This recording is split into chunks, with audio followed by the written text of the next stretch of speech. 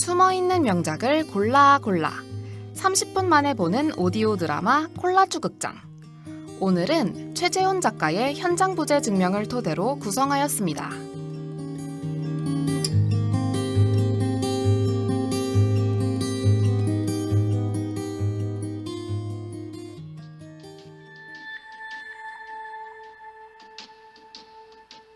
불과 얼마 전 인근에서 살인사건이 일어났다. 피해자는 혼자 사는 여성으로 내가 지금 취조하고 있는 이 사람 이민수가 유력한 용의자다. 그러니까 아무리 구구절절한 범행 동기를 가지고 있더라도 현장의 지문으로 떡칠을 해놨더라도 범행 시각에 다른 장소에 있었다는 사실만 입증하면 그만이야. 알리바이, 현장 부재 증명, 용의자에서 즉시 제외되는 거라고. 내 말을 듣는지 안 듣는지 취조실을 둘러보던 이민수는 맞은편 벽에 설치되어 있던 거울을 보고 헝클어진 머리를 대충 정리했다. 저 거울 뒤엔 누가 있나요? 아무도 없어. 에이, 실망이네. 믿어보면 저 뒤에서... 지난 수요일 밤 10시에서 자정 사이에 어디 있었어? 아, 수요일이요? 보자... 수요일 10시에서 자정 사이면... 아, 달나라에 있었어요. 달나라. 예, 옥토끼한테 확인해보세요. 같이 떡방아를 찧었으니까. 나는 옥토끼 입속말로 웅얼거리며 삐쭉빼쭉한 서류 뭉치를 뒤적거렸다. 그 속에서 찾은 사진 한 장. 부검용 철제 침상에 눈을 감고 드러누운 여자의 상반신 사진이었다. 이마 한가운데가 움푹 꺼졌고 피부는 푸르댕댕하게 변색된 상태였다. 알아보겠어? 이민수는 인상을 찌푸리며 고개를 갸웃했다. 나는 사진 한 장을 더 꺼내 보여줬다. 원룸으로 보이는 방에 핑크색 트레이닝복 차림의 여자가 눈을 까 뒤집은 채 널브러져 있었다. 상의 지퍼에 큼직하게 붙은 핑크 로고는 두 패로 쪼개졌다. 윤미나, 마포구 신수동 거주. 사망 추정 시각은 수요일 밤 10시에서 자정 사이. 자, 다시 물을게. 지난 수요일 밤 10시에서 자정 사이에 어디 있었나? 윤미나... 이 여자 이름입니까? 오, 계속 모르는 척 하시겠다. 이름도 모르는 여자와 웬 통화를 그렇게 오래 하셨나? 5시 11분. 피살자 휴대폰에 찍힌 마지막 통화야. 그리고 여기. 나는 집게 손가락을 뻗어 사진의 한 구석을 톡톡 두드렸다. 그리고 이 유리잔에 네 지문이 선명하게 찍혀있어. 현장에서 발견된 십자 드라이버에도. 누가 모른다고 했나요? 수요일에 이 집에 갔었어요. 아니, 근데 이 여자 진짜 그날 밤에 죽은 건가요? 멀쩡히 살아있었는데. 이름은 몰랐어요. 세탁기 때문에 잠깐 만난 겁니다. 세탁기? 예, 계속 말해봐. 인터넷 중고매매 사이트에서 미니 세탁기를 판다고 올렸거든요. 미니 세탁기는 인기 품목이라 이분은 사실 두 번째였는데 집까지 운반해주면 2만원을 더 얹어주겠다고 하더라고요. 그래서 처음 전화했던 사람한테 양해를 구하고 이쪽에 팔기로 했죠. 그래서 세탁기를 차에 싣고 갔는데 그게 몇 시였지? 세 번째 통화했을 때니까 5시쯤 됐을 겁니다.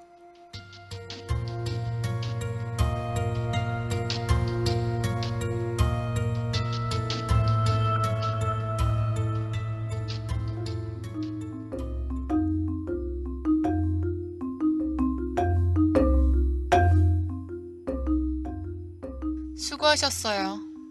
여자가 얼음을 띄운 오렌지 주스 잔을 건넸다. 나는 베란다 문틀에 기대서서 주스를 한 모금 마셨다. 여자는 고개를 삐딱하게 기울이고 세탁기를 깔떠보았다. 생각보다 작네. 귀엽기는 한데 세탁은 잘 돼요? 잘 돼요. 중국산은 믿을 수가 있어야지. 하이얼은 알아주는 회사예요. 중국에서는 삼성이나 마찬가지죠. 불룩한 가슴이 핑크색 트레이닝복 앞판에 붙은 핑크 로고를 양쪽에서 떠받치고 있었다. 방을 둘러보니 사계절 옷이 빽빽하게 매달린 행거는 금방이라도 주저앉을 듯했다. 노트북, 브라운관 TV, 침대 발치에 흩어진 여성지와 만화책. 평일 낮에 출근도 안 하는 것 같고 무슨 일을 하는지 감이 잡히지 않았다. 강아지 키우나 봐요. 냉장고 옆에 놓은 애완동물용 플라스틱 식기를 눈짓하며 물었다. 고양이요. 이리로 나갔는데 안 들어오네. 찾아봐야 하는 거 아닌가요? 배고프면 알아서 들어오더라고요. 내킬 때마다 한 번씩 들락거려요. 이름이 뭐예요? 잠파노 도둑들에서 따온 거예요. 김수연 완전 귀엽잖아요. 나는 오렌지 주스를 마저 마시고 유리잔을 화장대에 내려놓았다. 미끄러져 들어온 얼음 조각 하나가 차가운 모서리로 내 혀와 입천장을 긁었다. 아, 돈 드려야지. 여자는 돈을 미리 준비해 놓지 않았는지 5,000원권, 1,000원권까지 총 출동했다. 돈을 헤아리는 여자의 손목엔 독특한 문양의 타투가 새겨져 있었다. 서로의 꼬리를 붙잡고 원형으로 얽혀있는 두 마리의 원숭이. 오래전에 새긴 건지 피부와 잉크의 경계선이 희미했다. 자, 여기.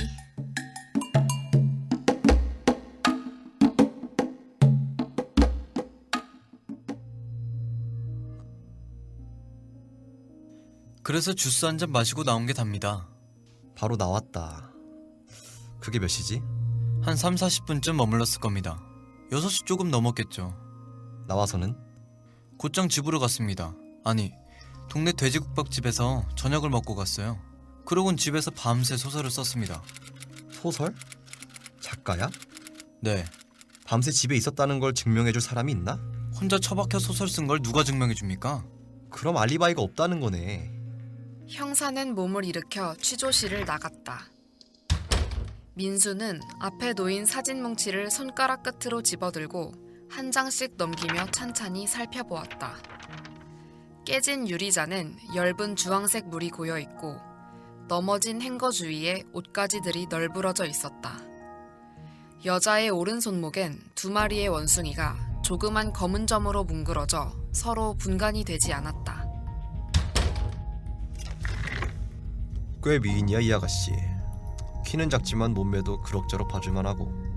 애인 있어? 없는데요. 착 달라붙는 추리닝에 화장품 냄새 솔솔 풍기고 여자 혼자 사는 자취방에 우연히 단둘이 있게 됐다. 왜? 지난 로맨스 소설 한번 써보려 했는데 여자가 거부하던가? 그만하시죠. 사람 어떻게 보고. 형사님, 전 그 집에 세탁기 갖다 주고 오렌지 주스 한 잔 마시고 나왔을 뿐입니다. 전원 돼지국밥이라고 거기 주인 할머니한테 확인해 보세요. 안 그래도 확인할 거야. 옥토끼보단 쉽겠네. 아니, 이미 제 전과도 조회해봤을 거 아닙니까? 사소한 폭력 전과 하나 없는 사람이 갑자기 흉악한 살인마로 돌변한다는 게 말이 돼요? 모르지. 사람이란 동물은 어찌나 심오한지 당최 그 속을 헤아릴 수 없거든. 민수와 형사는 턱을 당기고 앉아 서로를 쏘아보았다. 미묘하게 변하는 눈빛만이 엎치락뒤치락 허공에서 드자비를 했다. 그때 노크 소리가 청명하게 울렸다. 고 형사님, 형사가 자리에서 일어나 문간으로 갔다. 둘은 복도에 서서 웅얼웅얼 말을 주고받았다. 취조실로 들어온 형사의 손에는 이면지 몇 장이 들려 있었다. 그러니까 이게 자네 알리바이란 말이지? 민수의 등허리가 고추 펴졌다. 벌겋게 충혈된 눈엔 당혹스런 기색이 역력했다. 아니, 영장도 없이 남의 노트북을 뒤져도 되는 겁니까? 이런 법이 어딨어요? 재밌네 소설. 설마 제가 실화를 고지고대로 옮겼다고 생각하는 건 아니겠죠? 생판 없는 일 쓴 것도 아니고 뭐. 여기 보면 피의자 윤미나의 방이 그대로 나오잖아.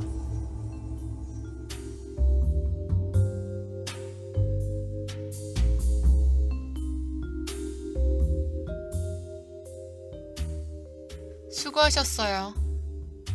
여자가 얼음을 띄운 오렌지 주스 잔을 건넸다. 나는 베란다 문틀에 기대서서 주스를 한 모금 마셨다. 문득 세탁조 안에서 내 속옷과 그녀의 속옷이 뒤엉켜 돌아가는 장면이 그려졌다. 서로의 뗏물이 뒤섞이는. 생각보다 작네. 귀엽기는 한데 세탁은 잘 돼요? 생각보다 잘 돼요. 핑크색 트레이닝복 가슴에 핑크라는 로고가 큼직하게 박혀 있었다. 방을 둘러보니 사계절 옷이 빽빽하게 매달린 행거는 금방이라도 주저앉을 듯했다. 노트북, 브라운관 TV, 침대 발치에 흩어진 여성지와 만화책. 무슨 일 하는 여잘까? 평일 낮에 출근도 안 하는 것 같고. 강아지 키우나 봐요. 냉장고 옆에 놓은 애완동물용 플라스틱 식기를 눈짓하며 물었다. 고양이요. 이리로 나갔는데 안 들어오네. 찾아봐야 하는 거 아닌가요? 배고프면 알아서 들어오더라고요. 길고양이 새끼라 그런가? 내킬 때마다 한 번씩 들락거려요. 이름이 뭐예요? 젤솜이나 바닐라 신드롬이란 만화에서 따온 건데요. 왠지 신비하면서도 깜찍해서요. 나는 오렌지 주스를 마저 마시고 유리잔을 화장대에 내려놓았다. 미끄러져 들어온 얼음 조각 하나가 차가운 모서리로 내 혀와 입천장을 긁었다. 아, 돈 들여야지. 여자는 행거에 걸린 핸드백에서 지갑을 꺼냈다. 지갑엔 만원권이 제법 두둑하게 들어있었다. 돈을 헤아리는 여자의 손목엔 독특한 문양의 타투가 새겨져 있었다. 서로의 꼬리를 붙잡고 원형으로 얽혀있는 두 마리의 원숭이. 오래전에 새긴 건지 피부와 잉크의 경계선이 희미했다. 자, 여기.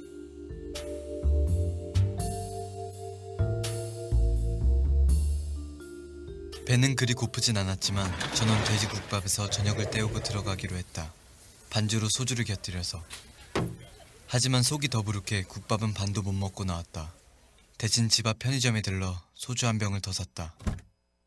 술을 입에 대는 것이 정확히 5년 만이었다. 5년 전에 내게 금주는 불가피한 선택이었다. 가벼운 조울증이 고작이었던 주사는 꼴사나운 자해로, 이어서 기물파손으로, 급기야 타인에 대한 과도한 공격성으로 나타났다. 결국 내게 호로새끼인지 호모새끼인지 욕설을 던진 양복쟁이의 이빨 2대를 부러뜨리고 나서야 내 주사는 멈췄다. 그동안 마시고 싶어서 마신 것도 아니었는데.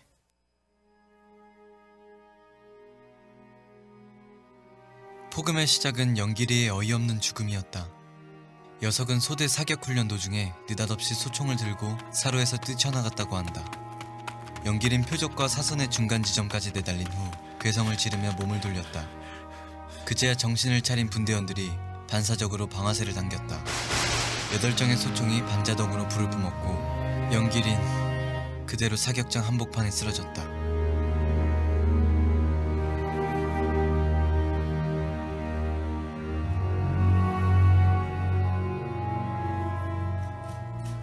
조사 결과 내내 가혹행위는 없었으며 일시적인 정신착란으로 인한 사고사라는 결론이 났습니다. 유가족은 강력하게 은폐 의혹을 제기했다. 하지만 나는 조사 결과를 대체로 수긍했다. 이런 머저리, 그러게 사람은 쉽게 변하지 않는다니까.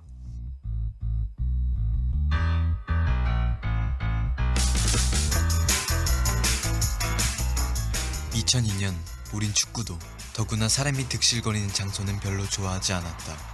하지만 대한민국 경기가 있는 날이면 어김없이 광장의 붉은 물결에 합류했다. 바로 인파 속에서 당당하게 애정 표현을 하는 연인의 권리. 우리 팀의 공격으로 응원단이 달아오를 때면 벌긋하게 취한 영길이와 내가 손을 잡거나 끌어안아도 주위에선 눈살을 찌푸리지 않았다. 골이라도 넣으면 과장되기 딥키스를 나누는 우리에게 사람들은 오히려 박수와 환호를 보내주었다. 영길이와 내게 월드컵 거리 응원은 은밀한 반란이었던 셈이다. 아무도 알아채지 못하는 투명한 반란.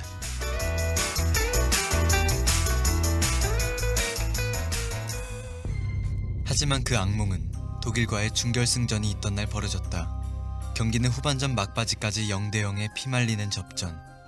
우리 팀 골네트를 흔든 독일 선수의 골이 들어가자 영길은 요란하게 보디페인팅을 한 여자의 손목을 틀어쥐었다.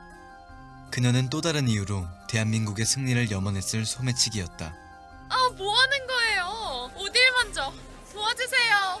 채연이야. 아마도 이런 상황에 대비해 대사를 연습한 모양이었다. 흥분한 군중이 우리 주위를 에워쌌다. 영길이 항변하기 위해 팔을 내두르는 것과 동시에 수많은 손들이 튀어나와 영길을 붙잡고 쓰러뜨렸다. 이어서 수많은 발들이 그를 밟고 걷어찼다. 난 영길을 막아서며 뜯어 말렸지만 이내 쓰러져 같은 신세가 되고 말았다. 그날 이후 모든 게 변했다. 여자의 손목을 틀어진 영길의 소나기, 하얀 손목 안쪽에 새겨진 서로의 꼬리를 붙잡고 원형으로 얽혀있는 두 마리 원숭이. 세 병째 소주와 냉장고에 있던 캔맥주까지 깡그리 비웠을 때 휴대폰이 울렸다.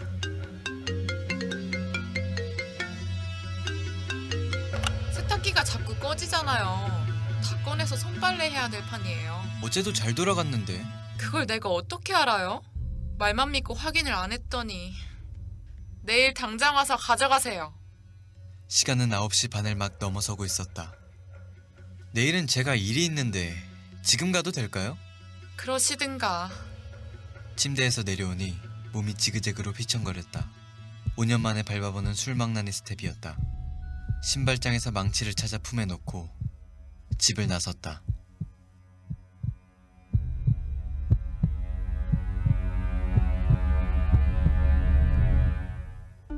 아쉽네. 마저 쓴 후에 쳐들어갔어야 하는 건데. 형사는 종이 뭉치를 내려놓고 의자를 당겨 앉았다. 자, 여기서 마무리 해보자고. 망치를 들고 여자의 집에 찾아가서 어떻게 됐지? 형사님, 이건 소설이라고요. 이 허구의 이야기가 제가 살인범이란 증거가 됩니까? 신통하잖아. 피살자의 사망 추정 시각과도 딱 맞아떨어지고. 그거야 우연히. 우연? 10년 전에 그 소매치기와 세탁기 때문에 딱 맞닥뜨린 것처럼 말이지? 아 정말 그건 그냥 소설이라니까요. 7, 8년 전이었나? 나도 뉴스에서 봤던 기억이 나네. 해병대 사격장에서 이병이 난동을 부리다 동료 사병들의 총에 맞아 사망. 당시에 꽤 시끄러웠잖아. 뭐 그래봤자 며칠 뿐이었지만. 이름 찾아보면 금방 나와. 어느 대학 무슨 과인지. 친구야, 애인이야? 절 잡아놓고 싶으면 제대로 된 증거를 내놓으시죠. 소설 말고. 내 생각을 말해줄까? 넌 말이야, 소설을 쓴 게 아니야. 살인을 저지르고 와서 그에 대한 기록을 남기고 있었던 거지. 왜 그럴 수밖에 없는지. 아닙니다. 눈이 뒤집힐 만도 하지. 사랑하던 애인을 비참한 죽음으로 몰아간 원흉과 마주쳤으니까. 아닙니다. 기어이 죽은 연인의 존재마저 부정할 셈인가? 어? 네가 아는 가장 아름다운 사람 아니야? 아니라니까. 그래서 죽인 게 아니라고. 두 사람 사이의 얇은 얼음장은 곧이어 터져나온 민수의 절규에 의해 깨졌다. 그 여자가 2만 원을 얹어주기로 해놓곤 10,000원밖에 주지 않았어요. 통화할 땐 분명히 2만 원이라 해놓고 자기는 10,000원이라고 했다고 바락바락 우기는 겁니다. 뭐? 내가 뻔뻔하다고? 세상 그렇게 살지 말라고? 누가 할 소리를. 그땐 잠깐 실랑이만 하다 들어왔어요. 근데 술 한 잔 걸치고 집에 들어왔더니 생각할수록 열받는 겁니다. 예, 푼돈에 목쓴 거는 쫌팽이 취급이나 당한 게, 바보같이 제대로 대꾸도 못한 게 세탁기가 있던 자리 바라보다가 저도 모르게 집을 나섰습니다. 민수는 텅 빈 눈동자로 왼편 허공을 쏘아보았다. 이번엔 노크도 없이 문이 열리더니 검은 가죽 재킷이 다시 고개를 내밀었다.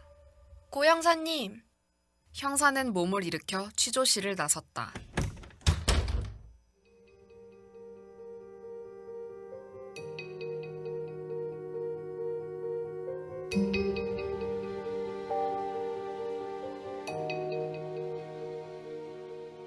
(30분이) 지나고 나서야 들어온 형사의 안색은 다소 상기되어 있었다.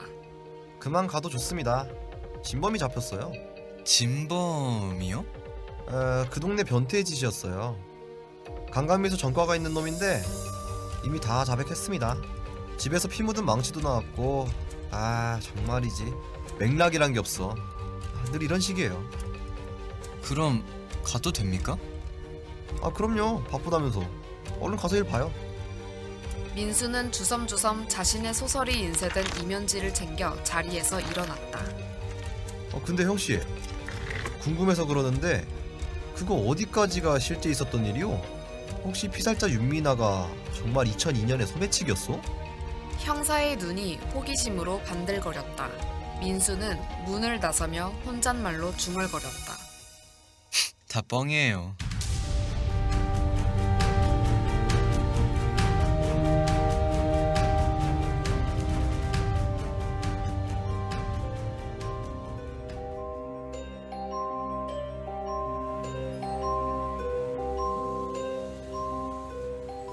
뉘엿뉘엿 땅거미가 내리고 있다. 버스 정류장에 가다 말고 성당 앞에서 걸음을 멈췄다. 세탁기를 싣고 온 게 불과 4일 전인데 윤미나의 집을 찾을 수가 없다. 나는 길바닥에 가래침을 칵 뱉고 걸음을 옮겼다. 누군가 노려보는 낌새에 흠칫 고개를 돌리니 메달 목걸이를 한 고양이가 날 노려보고 있었다. 소리를 내며 손을 내미니 날 경계했다. 젤소미나!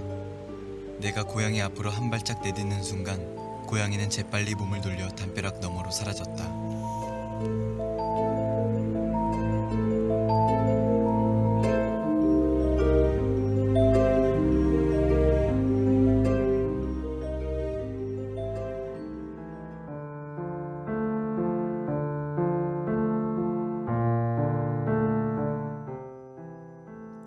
지금까지 제작의 허소영, 기술의 홍진우, 이민수 역의 김준섭, 형사 역의 서재진, 윤미나 역의 이정은, 해설자 역을 맡은 저는 아나운서 전민지였습니다.